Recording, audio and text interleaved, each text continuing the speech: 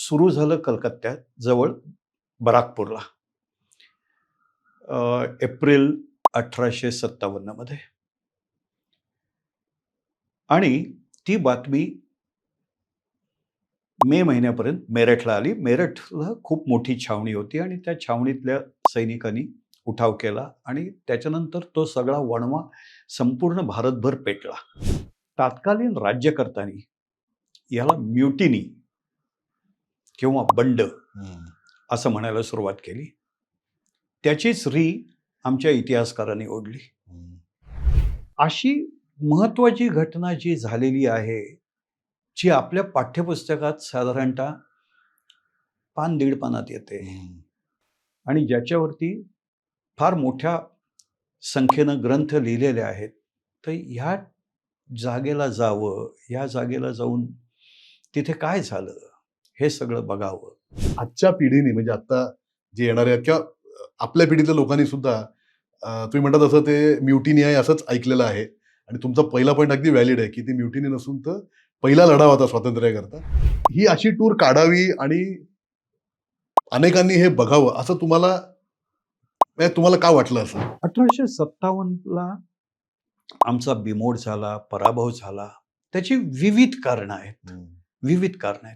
पण हा एकत्रितपणे केलेला पहिला उठाव होता. आज आम्ही त्या इतिहासाला विसरत चाललेलो आहोत. इथे जाऊन ह्या स्मृती जागृत करणं हे महत्वाचं आहे. अशा ठिकाणी जाऊन ह्या स्वातंत्र्य योद्ध्यांची आठवण जागवणं, त्याच्यापासून स्फूर्ती घ्यावी, नवीन पिढीला याच्यापासून काहीतरी मिळावं, असा हा हेतू आहे. त्यांच्या बलिदानामुळे आपण इथे आता स्वातंत्र्य जगतोय. मला वाटतं त्यांनी देशाबद्दलचा अभिमान जास्त वाढतो असं माझं प्रामाणिक मत आहे. त्याशिवाय आणि देशाचा अभिमान वाढला की लोक आपोआपच चांगले नागरिक बनतात.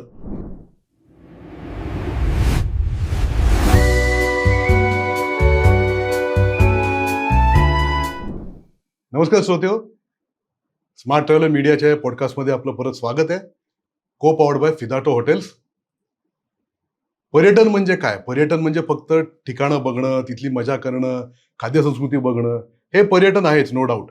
पण पर्यटनाबरोबर ह्या सगळ्या गोष्टी करण्याबरोबर आपल्याला जर तिथला इतिहासही वेगळ्या प्रकारे कळला किंवा इतिहासातील ज्या वेगळ्या पाऊलखुणा आहेत त्याही आपल्याला बघता आल्या आपल्या पर्यटनामध्ये, तर एक वेगळाच आगळा अनुभव आपल्याला नक्कीच मिळतो.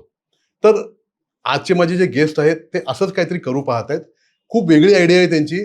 आणि मी जेव्हा पहिल्यांदा त्यांना भेटलो तेव्हा मी त्यांना म्हटलं, सर याच्यावर आपण एक खूप छान पॉडकास्ट करायलाच पाहिजे, कारण खूप वेगळी कल्पना आहे आणि आत्ता जी नवीन पिढी आहे त्यांना हा इतिहास आणि ही टूर करायलाच पाहिजे असं माझं प्रामाणिक मत आहे. तर हे काय आहे, कुठली टूर आहे, कुठला इतिहास आपल्याला कळणार आहे, हे सगळं सांगायला माझे खूप खास गेस्ट आहे श्री नितीन शास्त्री सर. सर खूप धन्यवाद आल्याबद्दल. सर माझे खूप जुने स्नेही आहेत. पुण्यातील ट्रॅव्हल ट्रेडमध्ये सगळ्यांनाच मला वाटतं ते माहिती आहेत, महाराष्ट्रात सगळ्यांना माहिती आहेत आणि त्यांचा इतिहासावर खूप गाढा अभ्यास आहे. तर हे इतिहास आणि पर्यटन ह्याची सांगड घालून ती कुठल्या प्रकारची टूर करणार आहेत हे आपल्याला आज ते सांगणार आहेत. सर इनफॅक्ट मी सांगायचं तुम्हीच सांगा की ही कल्पना एक्झॅक्टली या टूरची काय आहे? नमस्कार. सर्वप्रथम मला तुम्ही इथं बोलावलं याबद्दल तुमचे आभार. ही एक थीम टूर आहे. ओके. आणि याची थीम आहे आपलं पहिलं स्वातंत्र्य युद्ध, जे 1857ला झालं. ही थीम घेऊन मी ह्या टूरची बांधणी केलेली आहे. बरोबर. आता हे इनफॅक्ट सुरू झालं कलकत्त्यात जवळ बराकपूरला एप्रिल 1857 मध्ये. आणि ती बातमी मे महिन्यापर्यंत मेरठला आली. मेरठला खूप मोठी छावणी होती आणि त्या छावणीतल्या सैनिकांनी उठाव केला आणि त्याच्यानंतर तो सगळा वणवा संपूर्ण भारतभर पेटला. एक सर्वसाधारण समज असा आहे की हे युद्ध फक्त उत्तर भारतात झालं, पण तसं नाहीये. हे उत्तर भारतात झालं, मध्य भारतात झालं, पूर्व भारतात झालं, दक्षिण भारतात झालं, म्हणजे पश्चिम महाराष्ट्रात झालं. सगळीकडे हा वणवा पेटलेला होता.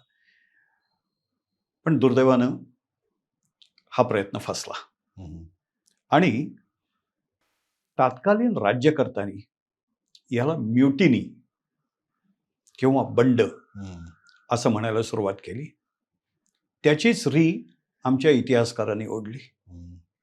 दिल्लीकडच्या सगळ्या विद्वानांनी, इतिहासकारांनी या सगळ्याला म्युटिनी म्हणूनच म्हटलेलं होतं.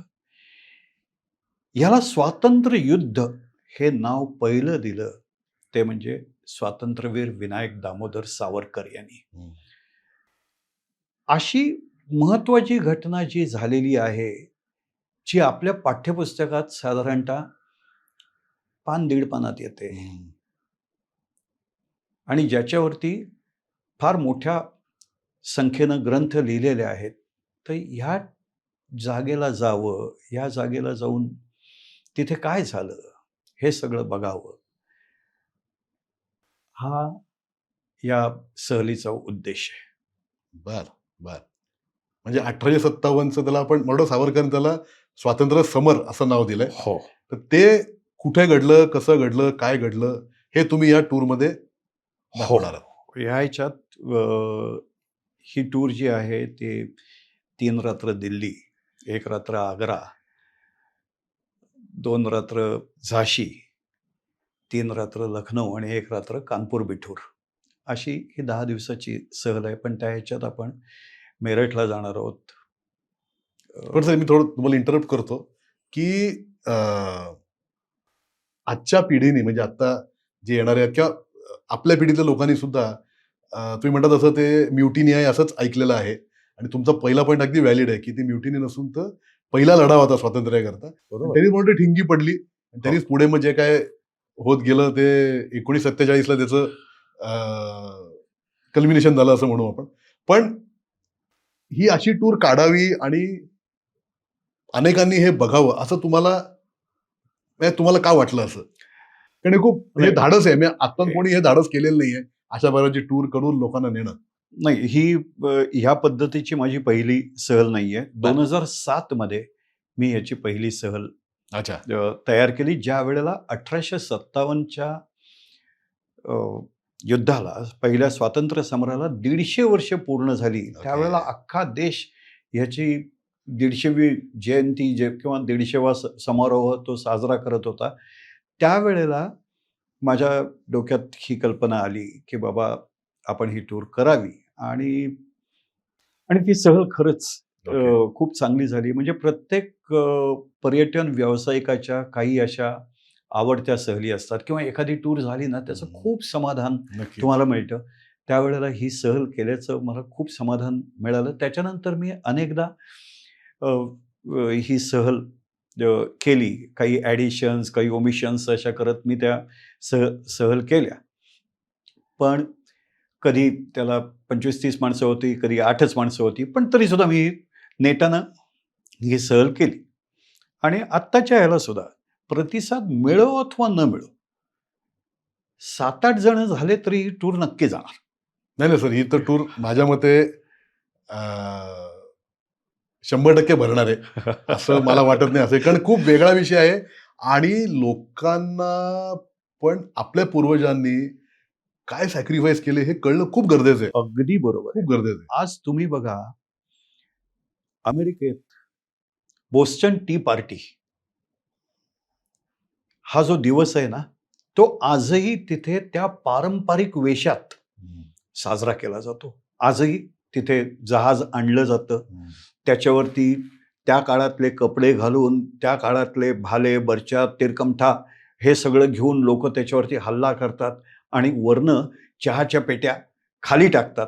तो बोस्टन टी पार्टी आजही तिथे साजरा केला जातो.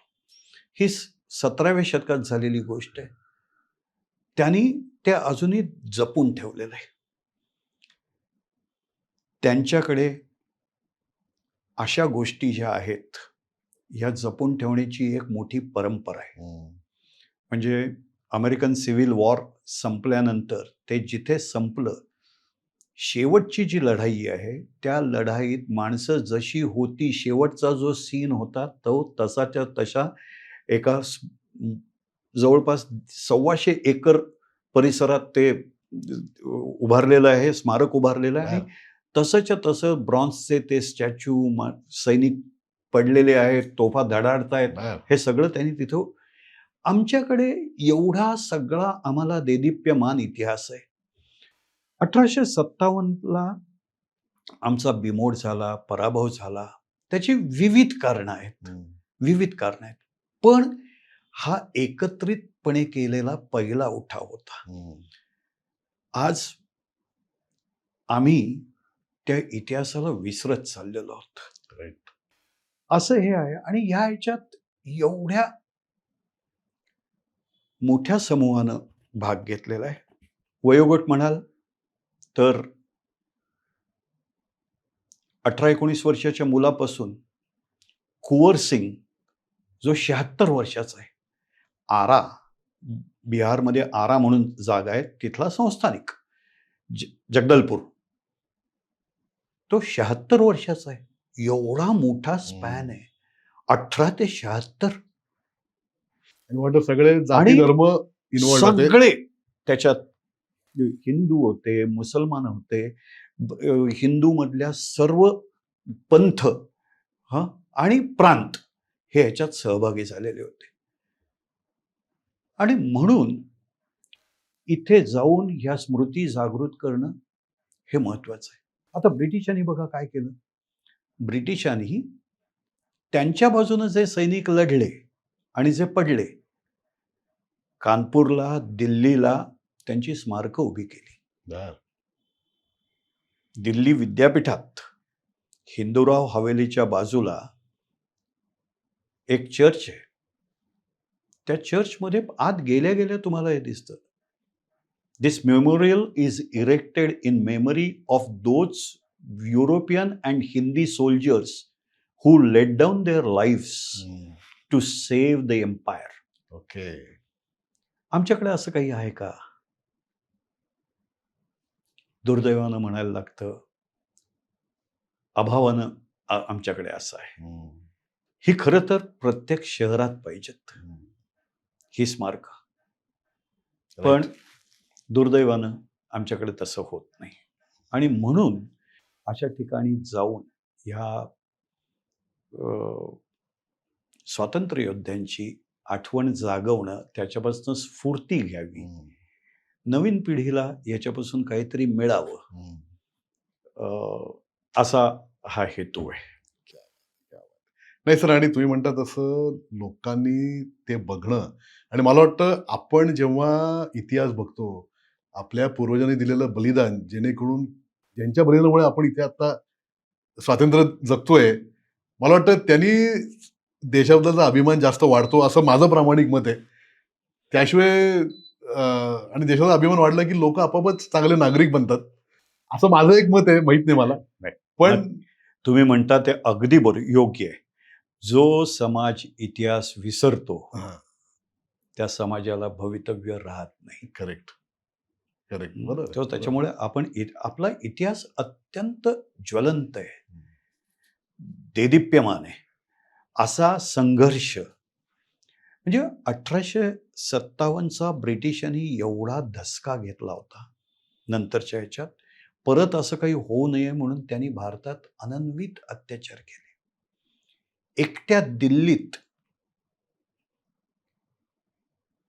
इंग्रजांनी ज्यावेळेला दिल्ली जिंकली, त्यावेळेला असं मानलं जातं की साधारणतः 1.5 ते 2 लाख लोक तिथे मारली गेली. जो भयंकर संघर्ष झालेला आहे. दिल्ली म्हणा, कानपूर म्हणा, लखनौ म्हणा, ही शहरं, प्रत्येक रस्ता, प्रत्येक घर इथून इंग्रजांना विरोध झालेला आहे आणि त्यांना तो प्रखरपणे मोडून काढायला लागलेला आहे. म्हणजे हे स्वातंत्र्य युद्ध सुरू झालं मेरठला 9 मेला संध्याकाळी, 9 मेला रविवार होता आणि त्याच्या आदल्या दिवशी हिंदी फलटण जी होती त्याच्यातल्या 85 जणांना कोर्ट मार्शल करून त्यांना तुरुंगात पाठवण्यात आलं होतं.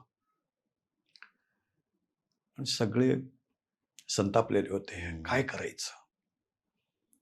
मेरठला एक मंदिर आहे. त्याला काली पलटण का मंदिर म्हणतात. अजूनही येते. तिथे हे सगळे रात्री जमले. ते विठ्ठलाचं मंदिर म्हणजे बरं. हे लक्षात घ्या, विठ्ठलाचं मंदिर आहे ते, क्या काळी बात. पलटण का मंदिर. बरं. आणि तिथे ठरलं की उद्याला उठाव करायचा. आणि उठावाचं स्वरूप आपल्या बांधवांना सोडवायचं. जे 85 जणांना तुरुंगात टाकलंय त्यांना सोडवायचं इथपर्यंतच होतं. आणि मेरठमध्ये त्यावेळेला खूप उन्हाचा तडका होता, म्हणून सकाळच्या प्रार्थनेची वेळ दुपारी करण्यात आली. अच्छा. सकाळचा जो मास असतो हां, हां, हां. युरोपियनचा, तो दुपारी करण्यात आली. दुपारी हे लोक मासमध्ये गेले आणि इथे सैनिकांनी उठाव केला आणि मारो फिरंगिको म्हणून एकच आरोळी अख्ख्या मेरठमध्ये घुमली. त्यांनी तुरुंगावरती हल्ला केला, आपल्या सहकार्यानं सोडवलं, सगळं झालं. हे संध्याकाळी 6 सव्वा 6 वाजेपर्यंत मेरठ जळायला लागलेलं होतं. जो युरोपियन दिसला त्याला कापून काढण्यात आलेलं होतं. कसेबसे काही इंग्रज वाचले आणि ते दिल्लीकडे किंवा जिथे वाट मिळेल तिथे जीव वाचवायला पळायला लागले. आता करायचं काय? एका सैनिकानं आरोळी दिली, चलो दिल्ली जाएंगे, बादशाह सलामत को मिलेंगे. आणि मग तो सगळा जथ्था दिल्लीकडे आला. मेरठ दिल्ली काय 90 किलोमीटरचं अंतर आहे. त्या ह्याच्यात ते 2 दिवसात ते दिल्लीला पोहोचले. दिल्लीला आल्यानंतर आधी बादशाह घाबरला. हे कशासाठी आलेत?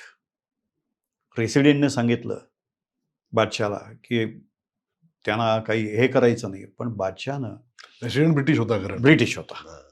Metcalfe, Charles Metcalfe. आज आपलं परराष्ट्र मंत्रालयाचं जे ऑफिस आहे ना, जिथे दिल्लीत मेटकाफ हाऊस, ते बरं. तो हा माणूस. त्याचा काका पण दिल्लीचा न्यायाधीश होता. हा तिथला रेसिडेंट होता. पण बादशाहची मुलगी जी होती, बहादूरशाह जफरची जी मुलगी होती, जहानारा, तिनं बादशाहला सांगितलं की ही संधी आहे की हे सैनिक उठाव करून आलेले आहेत, तर तुझं गतवैभव मिळवण्याची ही संधी आहे. आणि म्हणून बादशाह स्वातंत्र्य सैनिकांना मिळाला. आणि बादशाह स्वातंत्र्य सैनिकांना मिळालाय म्हटल्याबरोबर त्याच 11 मेच्या रात्री उभी दिल्ली पेटली. हा मेटकाफ जो आहे, हा मेटकाफ बुरखा घालून तिथून पळाला. कोणीतरी त्याला मारलं. 10 तास बेशुद्ध होता. तिथून तो निघाला आणि अलाहाबादकडे रवाना झाला. महादजी शिंद्यांना जसं एका भुयानं वाचवलं होतं, तसं त्याला त्याच्या एका नोकरानं वाचवलं आणि सेफ पॅसेज दाखवला. पण एकदा दिल्ली पडल्यानंतर ती बातमी वणव्यासारखी संपूर्ण भारतात गेली.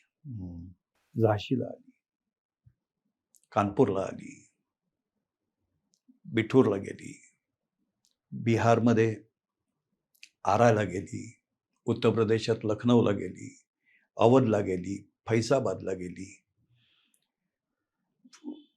मुंबईत आली. मुंबईत कापाचं मैदान आहे, आज त्याचं नाव आहे आझाद मैदान. त्या कापाच्या मैदानावरती नंतर 129 जणांना तोफेच्या तोंडी देण्यात आलेलं आहे. बरं. म्हणजे आता आझाद मैदान म्हणतात ते. हो. कोल्हापुरात गेली, जमखिंडीला गेली. जमखिंडीला पटवर्धन होते. हे मिरजेचे जे पटवर्धन आहेत त्यांचे नंतर संस्थानाचे वेगवेगळे हे करत जमखंडीला जे स्थायिक झाले ते जमखंडीचे पटवर्धन जे आहेत त्यांनी उठाव केला. बेळगावला मोठं कॅन्टोन्मेंट होतं. बेळगावला उठाव झाला. पण सगळ्यात मोठा उद्रेक जो झाला हा उत्तर भारतात झाला. पण सर मग आता ह्या तुम्ही आता जी वेगवेगळ्या शहरांची नावं घेतली, उत्तर हिंदुस्थानातली आपण मेनली पकडूयात. तर त्यातले आपण काय काय या टूरमध्ये दाखवणार आहे आणि प्रत्येक शहराचं एक थोडक्यात वैशिष्ट्य म्हणजे त्या 1857च्या युद्धाशी ते कसं जोडलं गेलंय आणि तिथे काय महत्वाचं घडलं. मी लोकांना दिल्लीला बोलावतोय. बरं. दिल्लीला माझा 3 दिवसाचा मुक्काम असणार आहे. त्या ह्याच्यात मी आत्ता मॉडर्न दिल्लीतलं मी फक्त एकच ठिकाण दाखवणार आहे, ते म्हणजे नॅशनल वॉर मेमोरियल. ओके, बाकी उरलेलं सगळं मी 1857ची दिल्ली दाखवणार आहे. करेक्ट. हीच थीम आहे आपली. हो. त्यामुळे तुम्ही आजही ज्या वेळेला तुम्ही दिल्लीत जाता ना, त्यावेळेला तुम्ही त्या खुणांच्या आजूबाजूनं जाता. कळत पण नाही. तुम्हाला माहीत नाही म्हणून तुम्हाला ते कळत नाही. सर प्रॉब्लेम आहे लोकल तिथल्या गाईडला पण माहिती नाहीये की काय दाखवायचं आणि काय नाही. म्हणजे ते आहे. पण चला आपण तुमच्या ह्याच्याकडे येऊ. म्हणजे काश्मीरी गेट आपण ISBTला जातो. वाव. मनालीला जायचंय, हा. सिमल्याला जायचंय. आपण इंटरस्टेट टर्मिनल जे आहे ISBT वाव, इथे आपण काश्मीरी गेटच्या समोरून जातो. वाव. त्या काश्मीरी गेट रिनोव्हेट करताना सुद्धा त्याचा पूर्ण दर्शनी भाग जो आहे हा 1857 मध्ये जसा होता तो आजही तसाच ठेवण्यात आलेला आहे. त्याच्यावरती आजही तोफांचे गोळे जे लागलेले आहेत ते सगळे आजही आपल्याला दिसतात. काश्मीरी गेटच्या इथे एक ब्रिज होता. संपूर्ण दिल्लीला कॅनॉल होता. बर. व यमुनेचं पाणी संपूर्ण दिल्ली शहराभोवती फिरवलं होतं आणि तट होते. तर तो कॅनॉल आता बुजला शहरीकरणात. ब्रिज उडाला, पण काश्मीरी गेट जसं होतं तसंच आहे. आपण हुमायून टोंबला जातो. तिथे काय घडलं होतं काश्मीरी गेटला? काश्मीरी गेटवरती निकल्सन हा जो आहे, निकल्सननं प्रचंड मोठा हल्ला चढवला होता. झालं कसं, 9 मेला हा उद्रेक सुरू झाला. स्वातंत्र्ययुद्ध सुरू झालं. दिल्ली ब्रिटिशांच्या ताब्यातनं गेली, पण ब्रिटिश त्याच्यातनं पटकन सावरले. ब्रिटिशांचं सैन्य संपूर्ण भारतात पसरलेलं होतं. त्याच्यामुळे त्यांनी कलकत्ता, मद्रास इथून सैन्य बोलावलं, पंजाब इथून सैन्य बोलावलं आणि नंतर सगळ्यात पहिल्यांदा त्यांनी काय केलं तर दिल्ली ज्याच्या ताब्यात आहे त्याच्या हातात भारत आहे. जे आजही आहे की ज्याच्या हातात दिल्ली आहे त्याच्या हातात भारत आहे. तसं दिल्ली पहिली ताब्यात घ्यायची आणि त्याच्यामुळे त्यांनी मे ते सप्टेंबर या कालावधीत दिल्ली ताब्यात घेण्याकडे लक्ष वळवलं. दिल्ली ताब्यात घेतली आणि त्याच्यानंतर मग ते झाशीकडे गेले, कानपूरला गेले, लखनौकडे गेले आणि एक एक ठिकाणचा त्यांनी बंदोबस्त करायला सुरुवात केली. तर या सगळ्यात पहिला हल्ला जो झाला हा काश्मीर गेटवरती झाला. ब्रिटिशांनी जो हल्ला केला. ब्रिटिशांनी जो हल्ला केला तो याच्यात केला आणि त्याच्यात निकल्सन जो त्यांचा पुढारी प्रमुख होता हा मारला गेला. काही म्हणतात तो कॉलऱ्याने मेला, काही म्हणतात तो ह्याच्यात मेला. पण नंतर दिल्लीला निकल्सनचं जी सिमेट्री आहे, युरोपियन सिमेट्री आहे, त्या सिमेट्रीचं नाव निकल्सन सिमेट्री आहे. आणि त्याचं जे ब्रिटिशांनी थडगं बांधलेलं आहे ते अतिशय देखणं बांधलेलं आहे. आता ह्या सगळ्याचं हे ते काश्मीरी गेटला झालं. हे घेतलेलं आहे. पण मी त्याच्या व्यतिरिक्त आपल्या लोकांनी जे बघितलेलं आहे, म्हणजे आपल्याकडे गालिब, आजही लोक गालिबला विसरलेले नाहीत. हा गालिब 1857चा समकालीन आहे. गालिबनं आपल्या लिखाणात 1857चा अतिशय चांगला उल्लेख केलेला आहे. हे फक्त शायरी नाहीये तर अगदी तो इतिहासकारासारखा त्यानं उल्लेख केलेला आहे. त्याच्यामुळे मी गालिब कुठे राहायचा ते गालिबचं घर दाखवणार आहे. आजही ते घर सरकारनं जपून ठेवलेलं आहे. जसं होतं तसंच जपून ठेवलेलं आहे. किंवा त्याच वेळेला सेंट स्टीफन कॉलेजची स्थापना झालेली होती. ते कुठे झालेलं आहे? आपण दिल्लीला जातो, चांदणी चौकात जातो. अनेकदा आपण लोकांना पराठा ओलोंकी गल्ली आहे त्या गल्लीत घेऊन जातो. त्या पराठा गल्लीच्या बाजूच्या गल्लीत सेंट स्टीफन कॉलेजची स्थापना झालेली आहे. ते दाखवणार आहे. या कॉलेजचं काय महत्व आहे? ब्रिटिशांनी जी आधुनिक शिक्षण पद्धती सुरू केली त्याच्यातलं हे तिथलं सगळ्यात पहिलं, दिल्लीतलं हे पहिलं कॉलेज सेंट स्टीफन कॉलेज. त्याच्या अगोदर जी हे केली आहे, म्हणजे जोनाथन डंकन यानं वाराणसीला संस्कृत कॉलेजची स्थापना केलेली होती. आज त्या कॉलेजचं नाव आहे डॉक्टर संपूर्णानंद संस्कृत विद्यापीठ. पण उत्तर हिंदुस्थानात इथे दिल्लीला जी स्थापना झाली आहे ते सेंट स्टीफन कॉलेज झालेलं आहे. आणि हुमायून टोंब आहे. बादशहानंतर जसं दिल्ली लाल किल्ल्यात हे यायला लागले तसे बादशाह सेफ जागेला म्हणून हुमायून टोंबमध्ये जाऊन लपला, तिथे थांबला. नंतर हडसन ज्यावेळेला तिथे पोचला, हडसनला खबर लागली की बादशाह तिथे आहे. मग हडसन तिथे पोचला, आत निरोप पाठवला की तू शरण ये. बादशाह त्याला शरण गेला. बादशाह शरण झाल्याबरोबर बादशाहचा 2 पुत्र जवान बख्त आणि सिकंदर बख्त या दोघांना बादशाहच्या समोर शिरच्छेद करण्यात आला. बादशाहला एका टांग्यात बसवण्यात आलं आणि त्या युवराजांची प्रेतं टांग्याला बांधून फरफटत लाल किल्ल्यात घेऊन गेला. अरे बाप. एक लक्षात ठेवा, बादशाह युद्ध हरला होता. बादशाहला त्यावेळेला एका कोणीतरी हुजऱ्यानं सांगितलं, स्वातंत्र्यवीर सावरकरांचं जे पुस्तक आहे, ग्रंथ जो आहे स्वातंत्र्य समर 1870, त्याचा पहिल्या पानावरती ही हकीकत दिलेली आहे.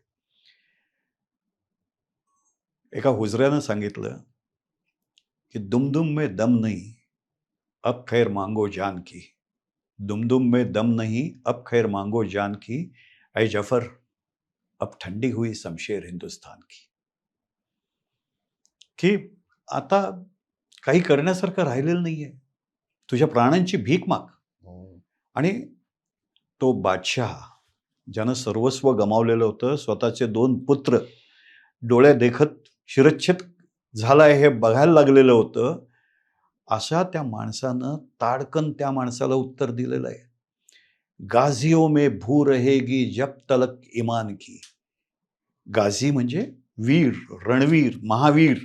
गाझियों में भू रहेगी जब तलक ईमान की, तब तो लंदन तक चलेगी तेग हिंदुस्तान की. काय दुर्दम्य विश्वास आहे बघा. आपण एका टूरमध्ये अपयश आलं की आपण खचून जातो. इथे अख्खं राज्य गेलंय आणि हा सांगतोय गाझियों में भू रहेगी जब तलक ईमान की, तब तो लंदन तक चलेगी तेग हिंदुस्तान की. हे जे जिथे झालेलं आहे ते घर आजही दिल्लीत आहे. बर. जुन्या दिल्लीमध्ये ते घर आजही आहे. हे बघणं महत्वाचं आहे. हा बादशाह पुढे रंगूनला पाठवण्यात आलं, तिथेच त्याचा मृत्यू झाला. त्याची कबर पण तिथेच आहे.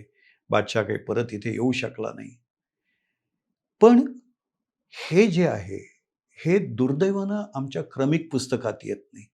मग क्रमिक पुस्तकात येत नाही तर मग प्रत्यक्ष जाऊन बघा. नक्कीच. हा, नक्कीच. असं आहे. जसं हे दिल्लीचं डोळे उघडणाऱ्या गोष्टी आहेत त्या सगळ्या, की कधी ऐकलेलं पण नसतात लोकांनी ह्या गोष्टी. म्हणजे दुर्दैवाने अजूनही आपल्याकडे ब्रिटिशांचं कौतुक खूप वेगळ्या प्रकारे होतं, पण त्यांचा खरा चेहरा आणि त्यांनी काय नक्की केलं हे लोकांसमोर येणं खूप गरजेचं आहे. तुम्हाला आठवतं का, आपण शाळेत होतो त्यावेळेला आपल्याला सुभद्रा कुमारी चौहानची कविता होती. आठवते कविता? सन 57 में चमक उठी वो तलवार पुरानी थी, बुंदेले हर बोलों के मुंह हमने सुनी कहानी थी, खूब लड़ी मर्दानी वो तो झांसी वाली राणी. Correct correct correct. बुंदेलखंडात आजही राणीला हा मान दिला जातो. सो हे बघणं महत्वाचं आहे. नक्कीच. झाशीची राणी म्हणजे इंग्रजांनी या खुणा म्हणा किंवा या लोकांना, झाशीची राणी लढाईत मारली गेली. तिच्या वडिलांनी काय केलं होतं? ब्रिटिशांनी त्यांना पण शिक्षा केली. का? ते राणीचे वडील होते म्हणून त्यांना फासावरती दिलंय. आपण झाशीला येणार आहे या टूरमध्ये. आपण झाशीला येणार आहोत. राणीचं लग्न जिथे लागलं ते गणेश मंदिर आजही झाशीत आहे. बर. आपण ते बघणार आहोत. झाशी करणार आहोत. ग्वाल्हेरजवळ ग्वाल्हेरच्या आउटस्कर्टला राणीची समाधी आहे. बरं. तिथे आपण जाणार आहोत. बिठूर, नानासाहेब पेशवे जिथे राहत होते, आज तिथे उत्तर प्रदेश सरकारनं एक मोठं स्मारक उभारलेलं आहे. बरं. अतिशय सुरेख, म्हणजे तिथेच त्याच्या बाजूला त्यांचं गेस्ट हाऊस आहे आणि म्युझियम आहे. त्या म्युझियममध्ये 1857 संबंधित काही वस्तू आजही ठेवलेल्या आहेत. बरं. नंतरच्या काळात क्रांतिकारक ज्या वेळेला उत्तर हिंदुस्थानात मोठ्या प्रमाणावर सक्रिय होते, त्यावेळेला गणेश शंकर विद्यार्थी हे एक मोठं नाव क्रांतिकारकांच्या येतं. हे काँग्रेसचे आहेत, पण क्रांतिकारकांच्या बद्दल सहानुभूती बाळगणार आहेत. त्यांनी क्रांतिकारकांना हस्ते परहस्ते खूप मदत केलेली आहे. ते प्रताप नावाचं एक साप्ताहिक चालवायचे, त्याचे संपादक होते.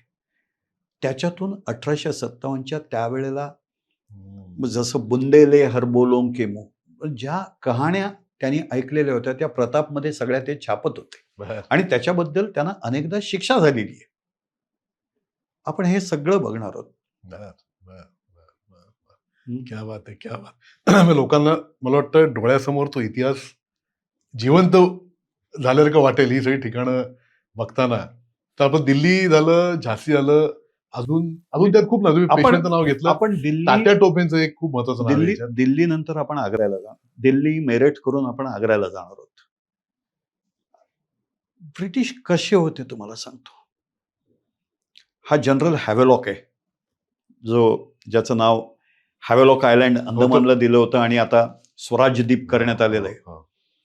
हा हॅवेलॉक मेला लखनौमध्ये, पण कालांतरानं त्याचं प्रेत तिथनं बाहेर काढून ब्रिटिशांनी आग्र्याला पुरलंय.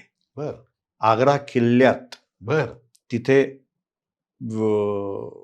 जिथे अकबराला मिळालेला तो अकबर नाही, जहांगीरला मिळालेला दगडी कब्बशी दाखवली जाते की ह्याच्यातनं त्याची डावरी आली होती. त्याच्या बाजूला या हॅवेलॉकची कबर आहे. आता तिथे त्याला पुरायचं कारण का होतं, तर लोकांचा मानभंग करायचा होता की बघा, आम्ही ज्या आग्रा ही ब्रिटिश साम्राज्याची राजधानी, आग्रा फोर्ट, त्याच्यामुळे मी लोकांना मुद्दामून आग्र्याला घेऊन जाणार आहे, त्या हॅवेलॉकचं थडगं दाखवायला नाही. शिवाजी महाराज तिथे आलेले होते ते दाखवायला लोकांना आग्र्याला घेऊन जाणार होतो. आग्रा फोर्ट बघणार, शिवाजी महाराज आलेले होते, तो म्हणजे दिवाणे खास आणि दिवाणे आम हे बघणार आणि आम्ही तिथनं बाहेर पडणार. तिथून ग्वाल्हेरकडे येणार आणि ग्वाल्हेरकडून शिवपुरीला जाणार. शिवपुरी हे म्हणजे मध्य प्रदेशमध्ये आलं. शिवपुरी, हो, शिवपुरी मध्य प्रदेशमध्ये आलं. Shivpuri was a hunting ground for maharajas. पण तिथे महत्वाचं काय आहे, तिथे तात्या टोप्यांना पकडण्यात आल्यानंतर तात्या टोप्यांना तिथे फासावरती देण्यात आलं. तिथे त्यांचं स्मारक आहे. शिवपुरीमध्ये. सो ते दाखवणार. म्हणजे तात्या टोपे एवढ्या निर्भयपणे फासावरती गेलेले आहेत. नंतर अनेकांनी लिहून ठेवलेलं आहे की त्यांची स्मृती म्हणून युरोपियन स्त्रियांनी त्यांचे केस कापून स्वतःच्या डबीत ठेवलेले आहेत. बापरे. आणि तात्या टोपे हा शेवटचा हुतात्मा. मंगल पांडे हा पहिला हुतात्मा, तात्या टोपे हा शेवटचा हुतात्मा. या तात्या टोप्यांच्या वापरातल्या वस्तू त्यांच्या वारसांच्याकडे आजही आहेत. ते बिठूरला राहतात. आम्ही त्यांना बिठूरला भेटणार पण आहोत. क्या बात, क्या बात. असं आहे.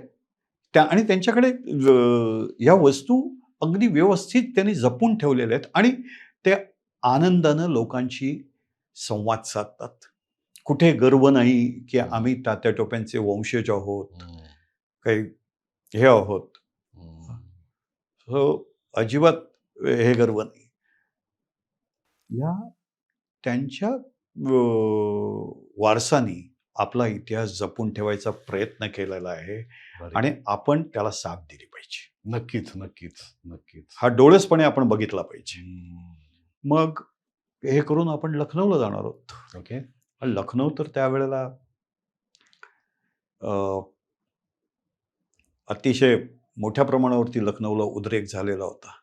नवाबांचं शहर आहे आणि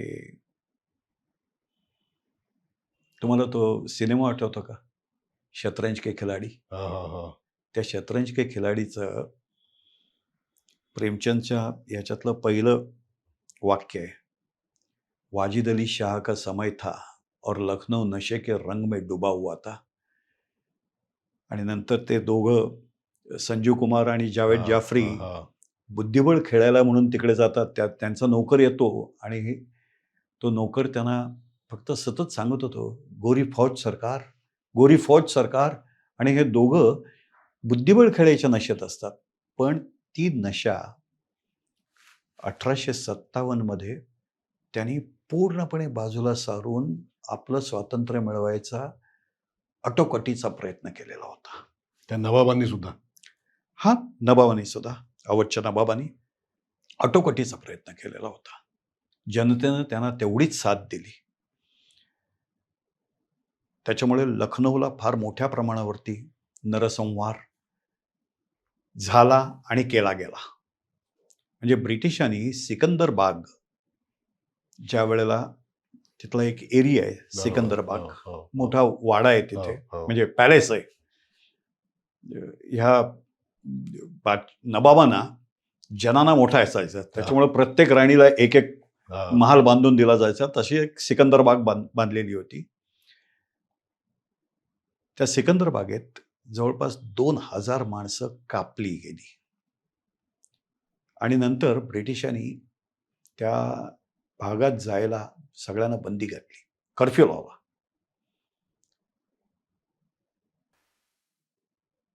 की या सगळ्या ह्याच्यात आणि आजच्या घडीला असं काही इथे झालं, इथे काही फार मोठ्या प्रमाणावरती लढाई झाली, अशी कुठे दुर्दैवानं पाटी नाही. सांगणारी माणसं नाहीत. सरकार याच्यात लक्ष घालत नाही. शेवटी हा आपला वारसा आहे, हा आपला इतिहास आहे, हा आपणच जपला पाहिजे. नक्कीच.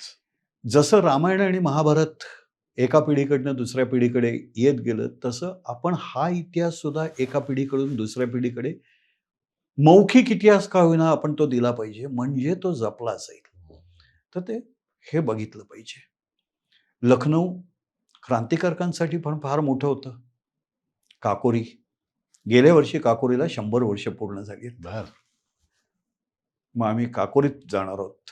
काकोरी रेल्वे स्टेशन बघणार आहोत. काकोरीचं मेमोरियल जे आहे ते मेमोरियल बघणार आहोत. काकोरी जी ट्रेन लुटली होती. अगदी बरोबर. काकोरी कॉन्स्पिरसी ज्याला म्हटलं जातं. 9 ऑगस्ट 1925ला ते झालं आणि त्याच्यानंतर 5 वर्ष ते सगळं चाललं. त्याच्यातला शेवटचा माणूस हा 1930 मध्ये पकडला गेला. ती केस सोडायला 5 वर्ष लागली. नाही, केस माणसं नंतर पकडली गेली. त्याच्यात 5 क्रांतिकारकांना फासावरती देण्यात आलं. सरफरोशी की तमन्ना अब हमारे दिल में है, देखना है जोर कितना बाजू कातिल में है, हे लिहिणारा अशफाकुल्ला खान बिस्मिल जो आहे, या काकोरी खटात फासावरती गेलेला आहे. अशफाकुल्ला खान आहे, या काकोरी कटात गेलेला आहे. राजेंद्रनाथ लाहिरी आहेत, या काकोरी कटात गेलेले आहेत. यांच्याबरोबर त्यांच्यापेक्षा 25 वर्षांनी मोठा असलेला रोशन सिंग ठाकूर आहे, तो सुद्धा ह्या गटातच फासावरती गेलेला आहे. आणि ह्या सगळ्यांचं मेमोरियल काकोरीला आहे. लखनौ काकोरी 8 किलोमीटरचं अंतर आहे. तिथे ते लोकांना ते सगळं दाखवणार आहोत.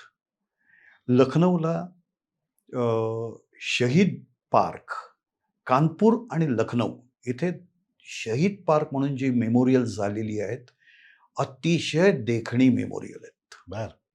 म्हणजे रेसिडेन्सी लखनौची जशी होती तशी ठेवण्यात आलेली आहे. 1857ला जशी होती ना, आजही ती तशीच ठेवलेली आहे. सगळं वस्तू संग्रहालय झालेलं आहे तिथे.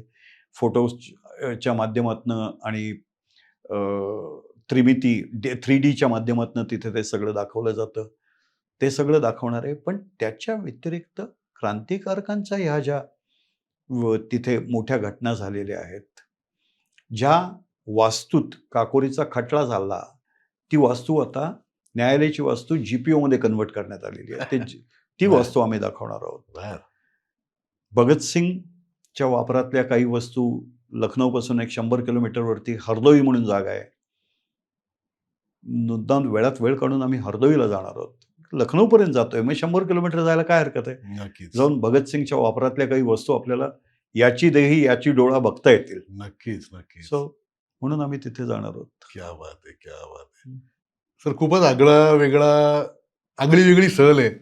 आणि म्हणजे आपण नॉर्मली जातो पर्यटनाला, काही आग्रा म्हटले की काही गोष्टी टिकमार्क आहेत, लखनौ म्हटले की काही टिकमार्क गोष्टी लोक हो, बघतात, हो. दिल्लीत पण तेच आहे. हो. तर त्या टिकमार्क गोष्टी सोडून हो. टोटल वेगळ्या पद्धतीचं अगदी- साईटसिंग आहे. याला अगदी- साईटसिंग म्हणायलाच नाही पाहिजे आपण. नाही.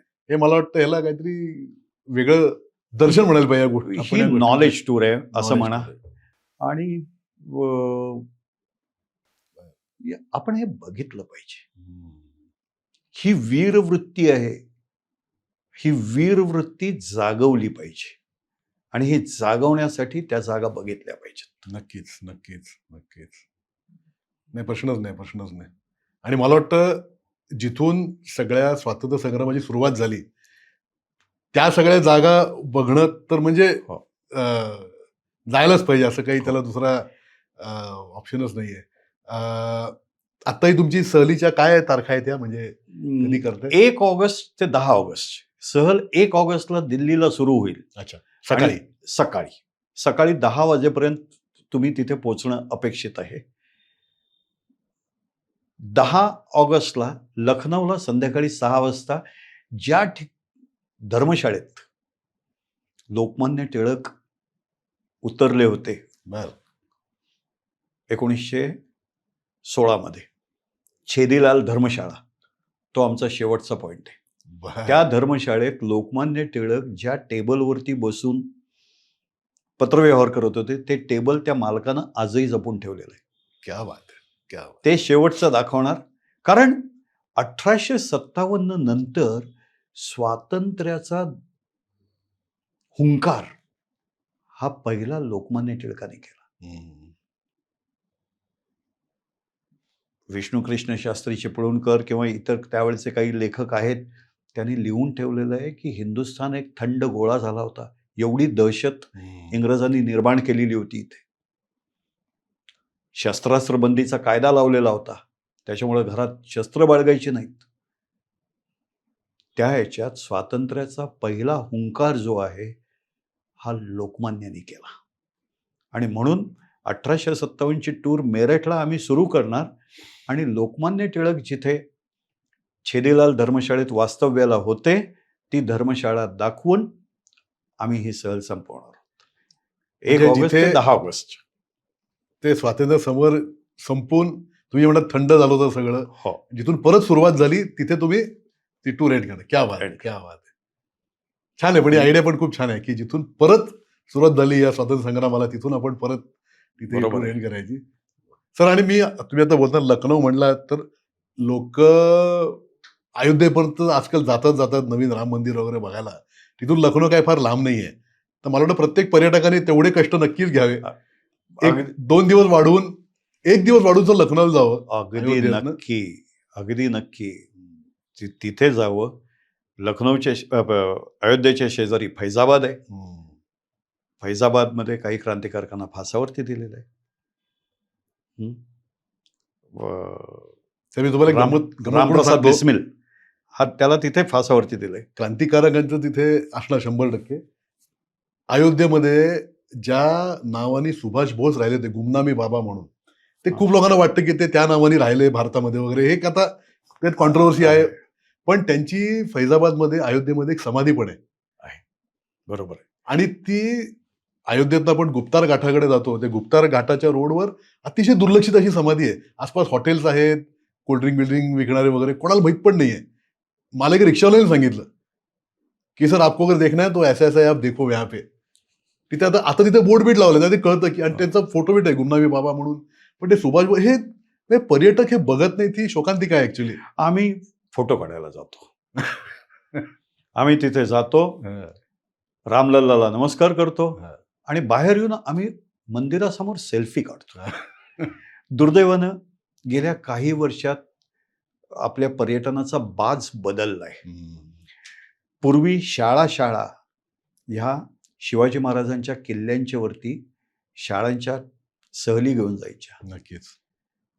आज पुणे मुंबईतल्या ज्या इंटरनॅशनल स्कूल आहेत ह्या नासाला विद्यार्थी घेऊन जातात. पण आपल्या इथला जो इतिहास आहे तो दाखवायला विद्यार्थ्यांना घेऊन जात नाही. त्यांना कुठेतरी वॉटर पार्कला जायचं असतं, त्यांना कुठेतरी दुसऱ्या ठिकाणी जायचं असतं. पण तो बाज गेल्या काही वर्षात हा बदललाय हे मान्य करायला पाहिजे. आणि त्याच्यामुळे अशा पद्धतीचा पर्यटन व्हावं याच्यासाठी आपण जागृतपणे प्रयत्न केले पाहिजे. नक्कीच. गावागावातनं वेगवेगळ्या ठिकाणी ह्या सहली गेल्या पाहिजेत. नक्कीच. तर आपण पुढच्या पिढीला आपल्या पूर्वजांनी आपल्यावरती केवढं मोठे उपकाराचं ओझं दिलेलं आहे त्याचं थोडे तरी ऋण आपल्याला फेडता आलं पाहिजे. क्या बात आहे सर. मला वाटतं ह्याच तुमच्या फिलॉसॉफीने तुम्ही ही टूर काढलेली आहे की लोकांना हे माहिती व्हावं आणि ही जाणीव समाजात पसरावी. अजून तुम्हाला खूप खूप शुभेच्छा सर या टूर करता. आणि मला खात्री आहे की ही टूर पहिली नसावी, अशा अजून अनेक की याच प्रकारच्या टूर अजून अनेक तुम्ही काढाल. कारण 1870 हा एकच विषय, असे अनेक विषय तुमच्या मनात नक्की असणार आहेत. मी जेवढं तुम्हाला ओळखतो तर मला 100% खात्री आहे. तर तुम्हाला खूप खूप शुभेच्छा. दर्शकांनाही आव्हान की सरांचे नंबर खाली स्क्रोल होतातच आहेत. कृपया आपल्याला वेळ असेल तर हा पॉडकास्ट जेवढ्या लोकांना सर्क्युलेट करावा, ज्यांनाकडून तुम्हाला वाटतं की इच्छा असेल अशा प्रकारच्या टूरमध्ये सहभागी व्हावी, त्या सगळ्यांना प्लीज हा पाठवा. आणि जेवढ्या मॅक्झिमम संख्येने या टूरमध्ये सहभागी होता येईल तर प्रत्येकाने सहभागी व्हायचा प्रयत्न करावा. काहीतरी वेगळं तुम्हाला नक्कीच बघायला मिळेल या टूर याची मला खात्री आहे, सरांनाही खूप खात्री आहे. आणि कसा वाटला एपिसोड नक्की सांगा.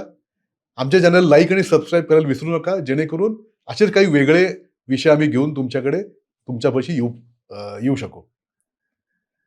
धन्यवाद.